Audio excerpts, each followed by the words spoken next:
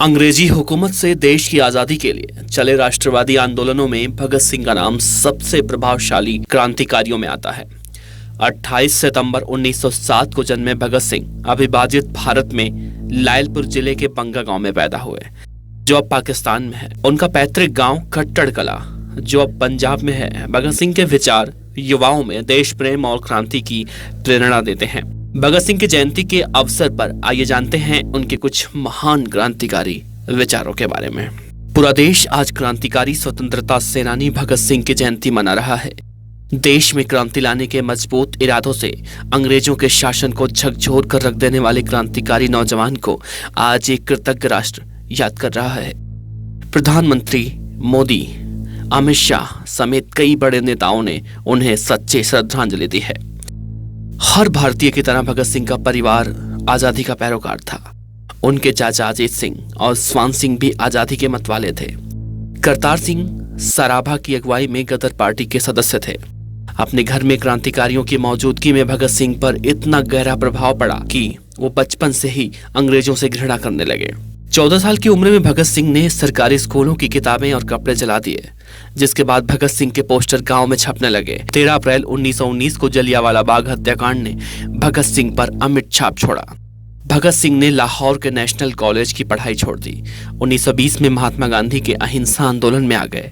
इस आंदोलन में गांधी जी विदेशी वस्तुओं का बहिष्कार कर रहे थे। भगत सिंह महात्मा गांधी द्वारा चलाए जा रहे अहिंसा आंदोलन और भारतीय नेशनल कॉन्फ्रेंस के सदस्य भी थे। लेकिन जब 1921 में हुए चौरी चौरा हत्याकांड के बाद गांधी जी ने हिंसा में शामिल सत्याग्रहियों का साथ नहीं दिया। इस घटना के बाद भगत सिंह का गांधी जी से मतभेद हुआ। भगत सिंह चंद्रशेखर आजाद के नेतृत्व में बने गदर दल में शामिल हो गए। 9 अगस्त 1925 को सरकारी खजाने को लूटने की घटना में उन्होंने अपनी अहम भूमिका निभाई। ये घटना इतिहास में काकोरी कांड के नाम से मशहूर है। उसमें उनके साथ राम प्रसाद बिस्मिल, चंद्रशेखर आजाद जैसे कई क्रांतिकारी शामिल थे। भगत सिंह ने राजगुरु के साथ मिलकर 17 दिसंबर 1928 को लाहौर में सहायक पुलिस अधीक्षक रहे अंग्रेज अधिकारी जेपी सैंडर्स की हत्या कर दी। इस हत्या को अंजाम देने में चंद्रशेखर आजाद ने उनकी पूरी मदद की। अंग्रेजों की सरकार को नींद से जगाने के लिए उन्होंने 8 अप्रैल 1929 को सेंट्रल असेंबली के सभागार में बम और पर्चे फेंके। इस घटना में भगत सिंह के साथ क्रांतिकारी बटुकेश्वर दत्त भी शामिल थे और ये जगह अलीपुर रोड स्थित ब्रिटिश सरकार के तत्कालीन सेंट्रल असेंबली का सभागार था।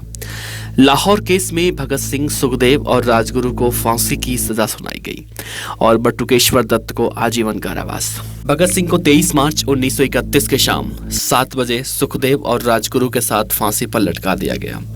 तीनों ने हंसते हंसते देश के लिए अपना जीवन बलिदान कर दिया। भगत सिंह आजादी के मतवाले ही नहीं थे, भगत सिंह एक अच्छे वक्ता, पाठक, लेखक और पत्रकार भी थे।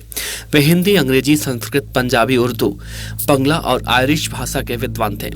उन्होंने 23 वर्ष की उम्र में आयरलैंड, फ्रांस और रूस की क्रांति के बारे में गहरा अध्ययन कर लिया था। भगत सिंह को भारत में समाजवाद का पहला प्रवक्ता भी कहा जाता है।